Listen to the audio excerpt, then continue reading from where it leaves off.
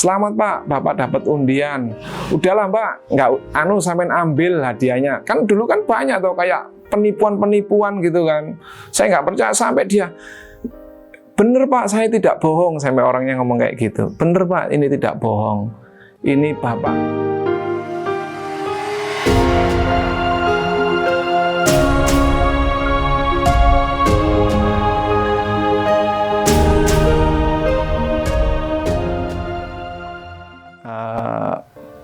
Awal mulanya saya memang trader.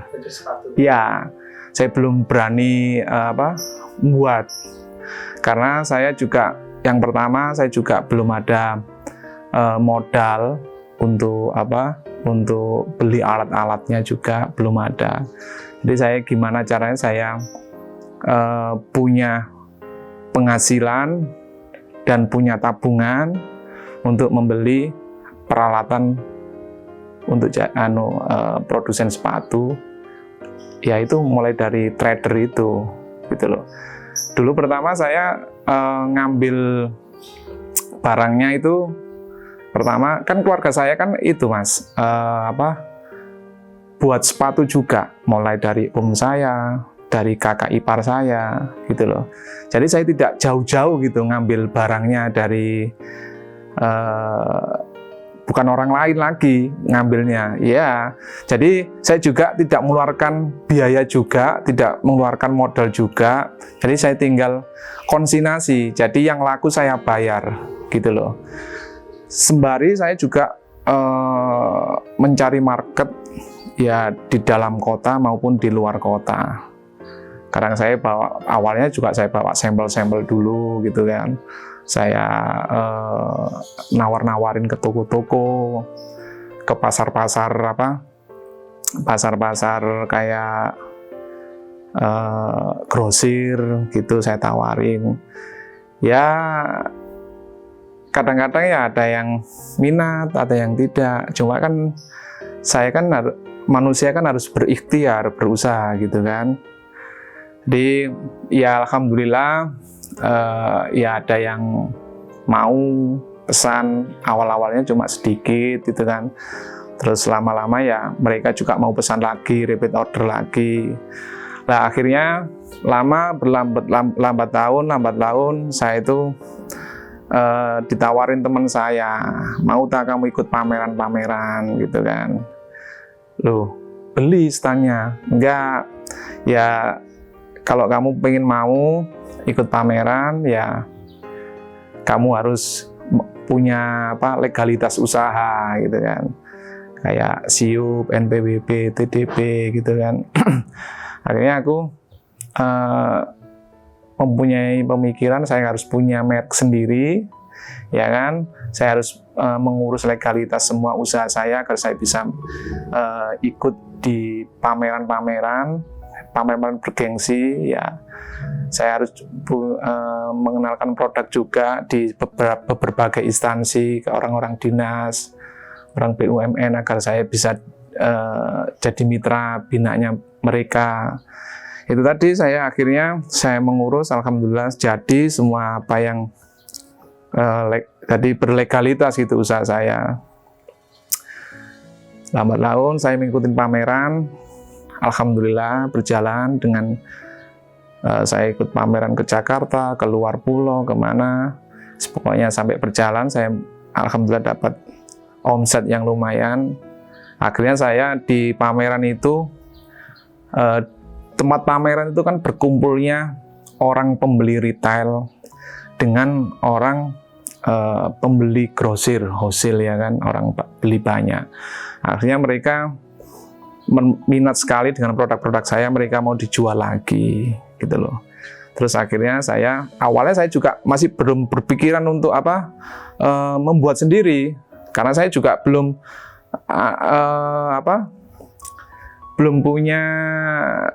cukup modal untuk membeli alat-alat mesin itu kan. Akhirnya aku ngomong ke saudaraku, ke omku, ke kakak iparku, buatkan model ini tapi pakai merek saya gitu kan, pakai merek Zilan. Dulu saya buat merek, ngajukan merekku 2, Zilan sama Aldova. Cuma yang disetujui sama orang direktorat merek di Jakarta itu cuma Zilan, karena Aldova sudah ada, Mas. Sudah ada yang punya orang Jakarta. Akhirnya ya saya pakai Zilan. Ya saya dengan mengawali dengan kata bismillah, saya dengan pakai merek Zilan, akhirnya dibuatkan sama kakak ipar saya, om saya. Akhirnya saya pertama itu menjalin hubungan kerja dengan satu reseller. Satu reseller, ya nggak tak sebutkan siapa ya Mas ya. Reseller A itu, akhirnya saya mulai dari toko satu sampai alhamdulillah dengan hubungan kerja dengan saya sampai mempunyai toko 11. Lah disitulah beliau menuntut saya harus menyetorkan barang dengan berbagai banyak barang gitu kan. Cuman saya kan sangat kewalan sekali gitu kan. Akhirnya saya ngomong ke waktu itu bersamaan dengan orderannya kakak saya, om saya, ya kan. Bersamaan dengan itu, akhirnya dia tidak mencukupi. Saya berani dan tidak berani, saya harus ambil spekulasi dengan didukung dengan reseller saya. Kamu harus buat sendiri, jangan gitu. Saya dukung gitu kan awalnya, karena karena produk saya diambil reseller saya itu sangat laku sekali. Saya nekat, saya buat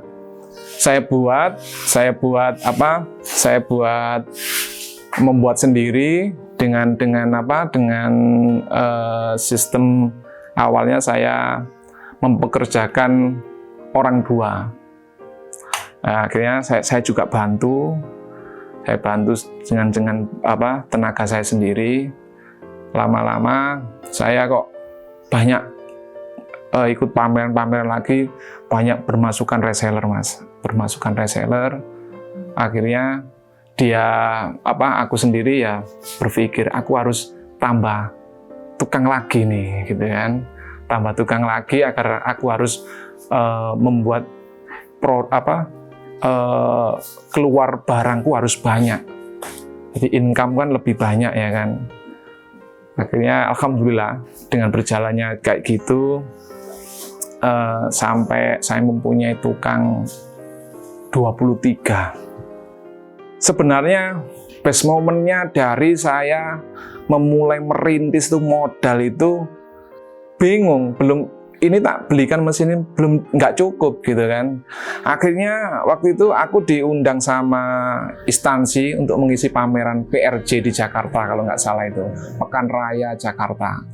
Pekan Raya Jakarta itu ulang tahunnya Jakarta biasanya 1 bulan di situ ya kan. Waktu itu aku pameran di sana 1 bulan itu masih trader, artinya masih trader kan, belum bisa mampu beli mesin kan, masih trader. Waktu itu aku masih bawa produknya kakak saya sama om saya. Lah di situ aku berjalannya waktu saya pameran di sana 1 bulan, ya alhamdulillah sih laku sekali produk saya, sepatu saya di sana laku sekali. Terus nggak tahu ya, kayak ada mukjizat gitu. Saya itu kan 1 bulan di Jakarta, saya kan punya anak laki kecil itu kan. Biasanya kan kalau kangen telepon, kalau malam telepon. Dia itu ngomong gini, kalau pulang belikan Oreo. Nah, waktu itu kan di situ kan banyak stand-stand kayak Unilever ya, kayak makanan-makanan kecil kayak Ciki, kayak apa. Di situ ada stand Oreo. Dan di situ aku ditawarin sama SPG-nya. Pak, kalau beli paketan 80 dapat undian. Silakan mengisi nomor KTP-nya. Saya ngomong ke SPG-nya gini, saya nggak percaya dengan gitu-gituan kan dulu. Percuma lah Mbak, nggak mungkin dapat gitu loh. Loh, ya siapa tahu beruntung Pak. Dicoba aja, tinggal nulis saja. Atau kalau malas nulis, saya tuliskan Pak, situ yang yang baca nomor NIK-nya, KTP-nya. Ya udahlah. Ya, saya tulis, ya sudahlah Pak, sini saya yang nulis sendiri. Saya nggak punya pikiran kalau apa ya. Akhirnya pengundiannya kan selesainya acara pameran Thomas waktu itu kan. Setiap pengundian kue itu kan, Oreo itu kan. Setiap acara selesai 1 bulan, saya pulang. Di tengah jalan itu saya ditelepon sama marketing ya Oreo itu kayak, Pak David, iya, posisinya di mana Pak? Saya lagi pulang ke Surabaya, ngomong gitu kan. Loh, bukan orang Jakarta Pak? Bukan. Kenapa? Ini dari siapa? Bilang gitu. Selamat Pak, Bapak dapat undian. Udahlah Mbak, nggak sampean ambil hadiahnya. Kan dulu kan banyak tuh kayak penipuan gitu kan. Saya nggak percaya sampai dia, bener Pak, saya tidak bohong. Sampai orangnya ngomong kayak gitu. Bener Pak, ini tidak bohong. Ini Bapak dapat undian 1 unit sepeda motor. Enggak lah, sampean buat sampean, saya ngomong gitu kan. Buat sampean aja, karena saya sudah pulang ini kan, saya sudah pulang di Surabaya. Tidak bisa Pak, kalau Bapak nggak ngambil ya berarti hangus. Karena ini bisa ngambilnya ya harus pakai NIK-nya Bapak, dicocokkan KTP asli sama, karena undiannya kan ditulis nomor NIK itu Thomas. Nomor NIK itu nanti kan kalau kamu mau ngambil kan dicocokkan KTP saya dengan nomor NIK-nya. Beneran tak ini Mas? Beneran Pak. Lah gimana nih, saya sudah posisi pulang ini. Terus gini aja Bapak, saya kasih waktu 4 hari. Ya udahlah nanti tak telepon Mbak, aku gitu kan. Aku pulang di rumah aku ngomong ke istri saya. Aku tadi ditelepon pihak Oreo, katanya dapat ini. Bener tak? Nggak bohong tak? Enggak, katanya tidak bohong, nggak bohong beneran. Kalau nggak bisa ngambil, ya harus pakai KTP. Kalau nggak pakai KTP saya nggak bisa ngambil. Akhirnya ya coba aja loh. Berarti aku harus beli pesawat ini kan harus keburu Mas kan ya. Kalau nggak kereta api nggak mungkin nyampe di sana. Tak bilangin gitu. Ya wis lah. Akhirnya aku spekulasi itu Mas. Beli dadaan, beli tiket pesawat. Langsung ke Jakarta, berangkat ke sana 1 hari. Terus aku telepon sama pihak Oreo, tolong di-share di SMS alamatnya kantornya Oreo. Saya akan posisi mau ke sana, tak bilang gitu. Oh iya Pak, di SMS. Saya pakai Gojek Mas. Saya pakai di sana dulu itu belum ada Gojek. Itu loh kayak ojek pengkolan gitu loh di Jakarta. Pakai ojek, saya tunjukkan ke ojeknya, tolong carikan alamat ini. Akhirnya alhamdulillah beneran saya dapat sepeda motor itu Mas. Saya paketin, saya bawa pulang. Terus di sini, karena saya kan sudah ada sepeda motor juga kan, pikirku gimana kalau ini dijual buat untuk modal beli mesin tambahan. Saya ngomong ke istri saya, akhirnya ya nggak apa-apa loh, artinya mungkin ini awal dari modal kita gitu loh. Saya jual sepeda motor Mio, kalau Yamaha Mio laku 10 juta waktu itu, dibeli saudara saya juga. Akhirnya saya beli mesin-mesin itu tadi saya mengawali dengan saya hire orang, tukang 1, tukang upper 1, tukang pasang sul 1, yang tukang sul 1 itu, terus yang mola saya sendiri, yang buat modelnya saya sendiri. Waktu itu saya memang sudah bisa. Saya itu dari SD Mas, sudah terjun di dunia sepatu itu, mulai dari sekolah dasar saya itu. Sampai SMP saya ikut om saya itu. Om saya dulu memang juragan sepatu besar, gitu loh, juragan sepatu besar. Jadi ya kebanyakan saudara-saudara saya juga ikut beliau gitu loh, termasuk saya. Jadi artinya kayak saya untuk masalah sepatu saya sudah sudah bisa lah untuk berjalan gitu, sudah bisa gitu loh. Ya itu tadi tinggal modalnya aja. Ya sampai punya tukang buahnya gitu kan. Kalau menurut saya ya, yaitu tadi modal dengan modal dengan undian mungkin ya, kalau ya saya juga tidak tahu ya, mungkin dari mujizat dari yang di atas, dari Allah ya. Saya punya kemauan tapi nggak ada modal gitu loh waktu dulu itu. Saya dulu itu sebelum di dunia sepatu sempat saya kerja di pabrik buah. Kebetulan saya di sana itu sebagai warehouse ya, kepala gudang di sana 3,5 tahun. Cuma saya berpikir kerja ikut orang ya gini-gini aja penghasilannya, nggak bisa naik, nggak bisa. Akhirnya saya keluar. Saya tidak dikeluarkan, saya keluar sendiri. Ya, itu tadi saya melihat teman-teman saya itu pameran, terus usaha kok cepet beli ini. Cuma kan ya kerja bisa ditiru, kalau rezeki kan nggak bisa ditiru. Artinya kayak gitu.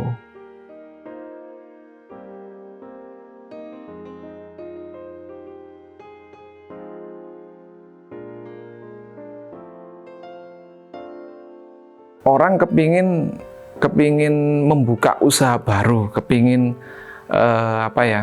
kerjasama dengan saya reseller gitu ya, membuka reseller baru gitu kan.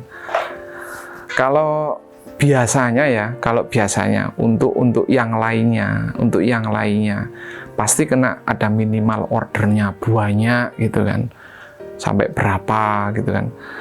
Kalau saya untuk di awal memang saya berusaha untuk membantu dulu, untuk trial dulu. Artinya ya katakan contoh, kita ngomong dia mau buka toko sepatu gitu kan. Nah, membuat toko sepatu kan harus bermacam-macam varian, model, warna, ya kan. Ya artinya saya bantu. Jadi ordernya nggak terlalu banyak, di saya nggak apa-apa. Cuma memang paling minimal satu model, satu warna 5 pasang. Karena kan sepatu itu kan bukan jual model, juga dia harus berpikir kita juga jual size kan. Jadi orang mau melihat-lihat sepatu, mau lihat-lihat produknya, mau milih-milih sepatu, katakan warna dan modelnya cocok gitu kan. Tapi size-nya nggak ada. Ya, makanya kan saya menyarankan ya paling minimal 5 pasang gitu kan, satu model, satu warna. Itu yang pertama. Yang kedua, saya juga membuka repair sepatu, artinya pembeli yang mau beli produk Silan nantinya, kalau saya kan lebih banyak arahnya kan ke kulit, sepatu kulit, tidak non kulit. Jadi artinya kadang-kadang itu uppernya, atasnya itu masih bagus, nanti solnya lama-lama sudah jelek, kadang udah kusam atau ada yang cacat atau rusak gitu. Jadi kita bisa repair lagi, pakai saya repair, ganti sol baru, dan di saya repairnya itu saya freekan gratis, cuma saya suruh ganti materialnya aja. Terus yang ketiga, di tempat saya juga setiap kali ada hari nasional, hari besar gitu kan, saya buat giveaway, katakanlah 10 gitu, nanti free, gratis satu pasang, kita akan paketkan ke tempatnya. Jadi kayak gitu. Saya pasar, saya harus merambah ke digital, ke online. Jadi saya sekarang fokusnya ya ke online. Ya artinya gini Mas, kita tidak menutup kemungkinan ya, pasar itu kita juga tidak tahu ya datangnya dari mana. Cuma kita berusaha berikhtiar, berusaha untuk mencari sebanyak-banyaknya link reseller, mungkin dari by teman, mungkin dari by mungkin reseller yang lama pengen mau gabung lagi, atau dari reseller baru lagi, ya kita masih bisa menerima. Pelanggan Silan itu ya alhamdulillah Untuk retailnya juga sudah banyak lah, sudah sampai luar kota juga.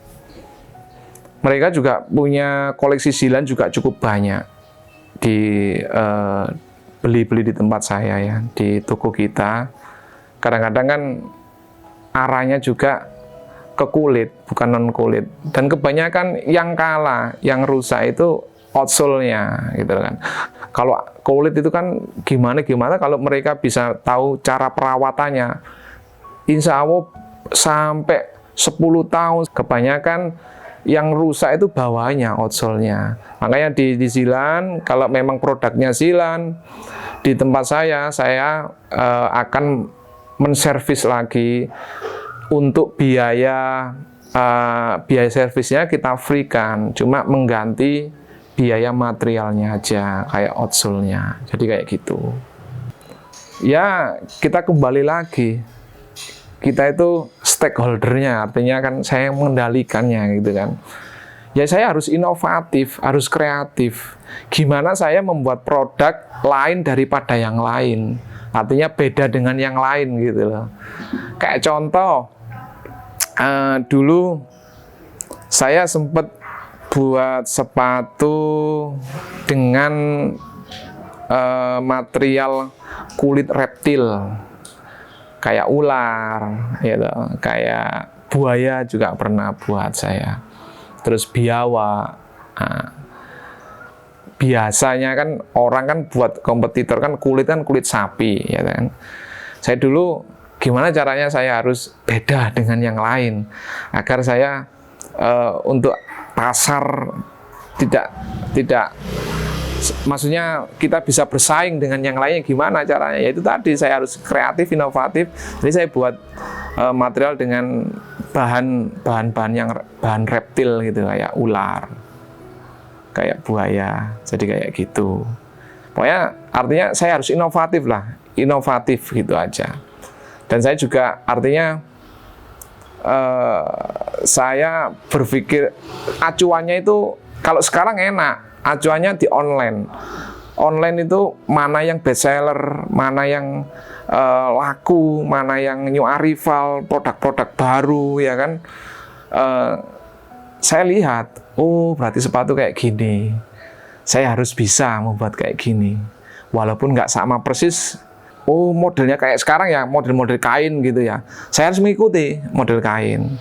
Cuma nggak sama, modelnya nggak sama. Beda cuma kita, oh berarti kain, saya harus kain yang kain kanvas, kain goni atau kain apa material goni gitu ya. Terus yang kedua, yang saya perhatikan itu Mas, sepatu saya itu yang selalu saya jaga itu kualitas dan kenyamanannya gitu loh. Orang-orang ya saya tidak ngomongin sepatu yang di luar di sana, tidak. Artinya ya saya selalu berpikir masukan-masukan dari konsumen. Lah itulah. Kadang-kadang kan kita itu pengingat itu bukan kelupaan dari diri kita sendiri, konsumen. Pak, sepatu sampean ini kurang empuk Pak digawe, loro digawe ya. Itu saya cari Mas, saya cari dari mana ya, kok bisa ya kayak gini. Akhirnya saya berusaha untuk mencari biar dipakai nyaman. Terus dipakai juga nggak gampang rusak, nggak gampang jebol, kena air, kena apa, gimana caranya biar kuat. Cuma itu yang selalu saya jaga untuk ke konsumen. Apalagi kayak online gini ya, saya punya pelanggan tetap. Mereka kan kadang-kadang kan komunitas, jadi saya itu marketnya juga melalui jejaringnya dari komunitas juga Mas. Di kayak komunitas, contoh kayak di sini tuh, kalau saya ngomong sekarang ini yang saya tonjolkan sekarang sepatu itu sepatu cewek. Di kayak istri saya gitu, komunitasnya di IWAPI gitu ya, saya suruh masuk. Ikatan Wanita Indonesia itu kan satu Indonesia berapa orang gitu kan, saya suruh masuk. Makanya kemarin alhamdulillah ya banyak permintaan seragam juga. saya buatkan juga untuk seragam IWABI. Dan saya juga tidak menutup kemungkinan, Mas. Saya itu bukan melayani di toko-toko juga, saya juga melayani membuatkan seragam juga. Nah, saya setiap tahun itu membuat seragam sepatu sekolah. Setiap tahun pokoknya saya membuat sepatu untuk seragam sekolahnya di luar kota sana, di daerah Bojonegoro. Ya, daerah Bojonegoro. Sementara saya seragam yang tetap untuk sekolah itu di daerah Bojonegoro. Instansi kayak orang dinas, ya, orang pemerintahan, orang BUMN, ya sangat bermanfaat sekali untuk saya, Mas, karena beliau juga memfasilitasi baik maupun itu dari segi market, pemasaran, atau segi permodalan, terus dari segi kayak mesin untuk produksi kita. Makanya selama ini saya bermitra dengan orang pemerintahan, orang BUMN, ya. Kalau menurut saya mulai awal saya menggeluti di dunia sepatu, saya sudah bermitra dengan mereka, sudah dibina sampai sekarang, gitu loh. Banyak manfaatnya, banyak keuntungannya. Artinya ya berkontribusi sekali ke usaha kita. Yang ingin memulai atau kerjasama dengan kita di UD Silan, saya sebagai ownernya membuka lebar, monggo. Kita saling bersinergi, kita saling menguntungkan, kita saling berkontribusi. Kelemahan dan kelebihannya nanti kita bisa sharing bersama-sama. Lebih enaknya ya memang harus langsung berkunjung ke workshop saya, ke galeri saya di Jalan Mongin Sidi, Gerah Resensi A25. Untuk WP ya, wirausaha pemula, untuk memulai, untuk kepingin menjadi sukses, itu memang kita sendiri yang bisa menjalankan. Jadi kalau kita mempunyai kemauan, mau bekerja keras, mau berinovatif, mau berkreatif, insya Allah akan menjadi sukses. Masa-masa sulit saya, tiap orang usaha itu pasti ada. Saya dulu itu pernah masa-masa sulitnya itu ditipu orang. Dulu saya itu kan untuk reseller bayarnya mundur gitu kan. Dulu saya memang main pakai giro, Mas. Mensiasatinya gini. Jadi beberapa reseller itu ada yang cash, ada yang tidak. Artinya saya subsidi silang. Jadi nanti yang cash saya buat untuk modal yang bayarnya mundur. Nanti artinya ke depannya saya bisa mencairkan yang bayarnya mundur ini untuk modal yang ke depan. Artinya makanya orang pengusaha itu uangnya itu nggak bisa awet di dompet, muter terus gitu, Mas, muter terus artinya. Tapi yang penting kita kalau saya mempunyai prinsip gini, saya bekerja yang pertama saya harus mensejahterakan tukang saya gitu loh. Entah saya itu nanti buat makan saya, artinya buat untuk keperluan yang lain atau yang gimana, tapi saya dahulukan dulu untuk membayar tukang dulu. Motornya usaha saya kan dari karyawan saya. Saya tidak akan bisa berdiri, saya tidak akan bisa mempunyai kayak gini berusaha kalau tanpa partner-partner pekerja saya. Di masa-masa yang sulit itu saya pernah ditipu orang, Mas.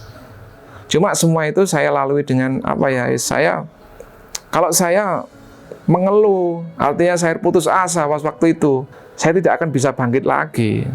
Saya anggap itu memang ini cobaannya orang usaha, cobaannya orang hidup.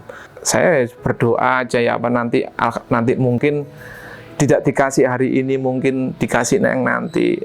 Jadi ya masa-masa itulah yang masa-masa sulit orang usaha. Cuman makanya tadi saya bilang kegagalan itu awal dari keberhasilan. Artinya kita sudah punya cermin gitu loh.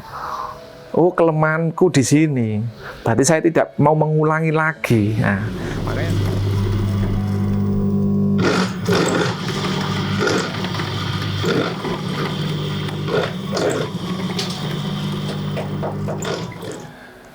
saya itu pekerja itu gini, Mas.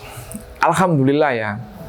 Kalau menurut saya usaha sepatu itu kalau dibilang artinya regenerasi agak baru ya.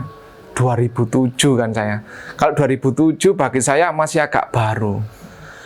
Lah dulu itu sebelum saya itu banyak bermunculan pengusaha-pengusaha sepatu yang besar-besar, hebat-hebat. Ya makanya itulah orang usaha itu kadang ada di atas, kadang ada di bawah. Dan kebanyakan pekerja-pekerja saya itu bekas-bekasnya orang pengusaha sepatu lagi bangkrut, terus tidak bisa meneruskan, jadi sekarang jadi tukang, jadi karyawan. Makanya tukang-tukang saya dulu tuh ya sudah berumur semua lah. Nah, sekarang itu regenerasi anak-anak muda itu sulit. Kadang-kadang saya itu kalau mencari tukang gitu, saya harus bisa menumbuhkan SDM sendiri, harus membuat pelatihan sendiri. Kadang-kadang saya itu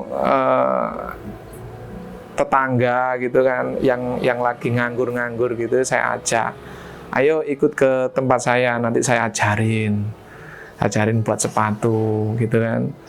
Ya pernah sampai saya itu membuat pelatihan ibu-ibu ya, daerah kampung saya sendiri situ, orang 10, yang jadi itu orang 3, yang 7 udah sudah lepas, nggak mampu gitu loh. Jadi yang 3 itu sampai ikut saya itu hampir 10 tahun. Awalnya tidak bisa buat sepatu, jadi bisa sepatu, jadi ikut jadi pegawai saya. Waktu itu dia memang awalnya dia sudah punya basic bisa menjahit sih. Jadi saya tinggal ngajarin membuat apa ya, kayak tinggal moles saja lah, artinya kayak gitu. Saya ingat waktu itu saya kerjasama dengan orang Surabaya. Awal-awalnya ada toko online. Waktu itu kalau nggak salah Tokopedia atau Lazada itu. Awal-awal toko online. Nah, di situ reseller saya itu mencoba merambah ke dunia online. Waktu itu meledak produk saya. Karena yang diposting kan produk saya, waktu itu kerjasamanya dengan saya. Itu saya ditarget 1 bulan harus selesai 1000 piece. 1000 piece sepatu itu. Terus sebenarnya 5.000 piece waktu itu. Saya ngomong gini, bukannya saya tidak bisa buatkan. Karena resellernya kan bukan 1 orang itu. Yang lain banyak. Kalau saya fokus di 1 orang reseller itu, yang lainnya nggak dapat. Saya berbagi artinya. Jadi saya ambil 2.000 aja. Jadi saya tempuh dengan kurun waktu 2 bulan. Jadi saya target 1 bulan itu 1000 piece. Tapi bukan kulit waktu itu, Mas. Waktu itu sepatunya non kulit, kanvas. Waktu itu produk-produk lagi booming kalau nggak salah kanvas itu.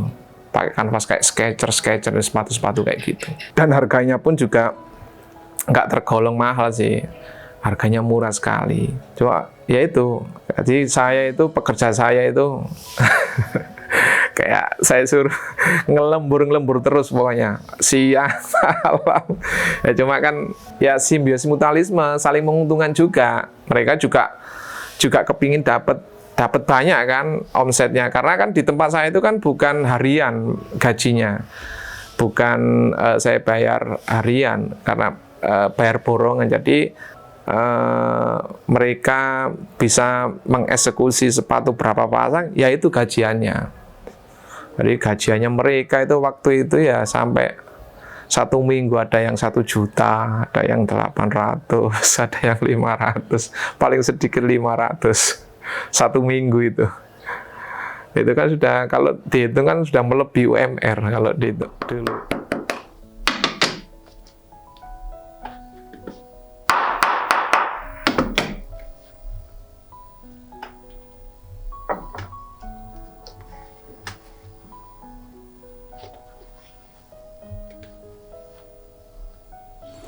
Kalau sekarang untuk bestseller kategorinya masih di tempat saya masih cewek. Sekarang kan lagi booming ecoprint kan. Jadi ecoprint itu warna alam, terus pakai kulit domba, bukan kulit sapi. Ya ada sih yang pakai sapi, cuma kebanyakan di sini saya pakai kulit domba sama kambing. Lebih nyamannya dipakai di sepatu itu memang di domba karena kan lembut. Nah, lentur sekali. Domba itu kan biasanya kan idealnya kan sebenarnya kan dipakai jaket kan, domba itu. Cuma di sini saya membuat eksperimen, ya artinya bukan eksperimen, ya artinya ya saya membuat gimana caranya kulit domba bisa buat sepatu lentur ya kan, dipakai juga enak, nyaman, artinya gitu. Saya mencoba. Lah pewarnaannya itu kan warna alam ecoprint itu kan. Jadi artinya bukan ada unsur kimianya, tidak ada. Jadi artinya bunga-bunga, tumbuhan-tumbuhan itu katakanlah warna kuning, bunga warna kuning ditempelin di kulit ya warnanya warna kuning itu, nggak ada unsur kayak pewarna yang lain. Jadi artinya kimia tidak ada. Dan di saya itu kan sebenarnya kan jasa sama jual. Nah kebanyakan di tempat saya itu orang jasa mas. Jasa ya kemarin ada orang Solo, orang Jogja, orang Pasuruan, orang daerah Banyuwangi. Itu semuanya mereka bawa materialnya sendiri, dikirim ke saya yang eksekusi, saya yang membuat sepatunya. Kunci untuk menuju sukses, ya kita berdoa sambil berusaha, inovatif dan kreatif. Kita tanpa keluarga, tanpa doa dari orang tua, kita tidak akan menjadi sukses. Nama saya David Iswaluddin, ownernya dari Udesilan. Terima kasih untuk UMKM Story. Jangan lupa di-subscribe ya. Terima kasih.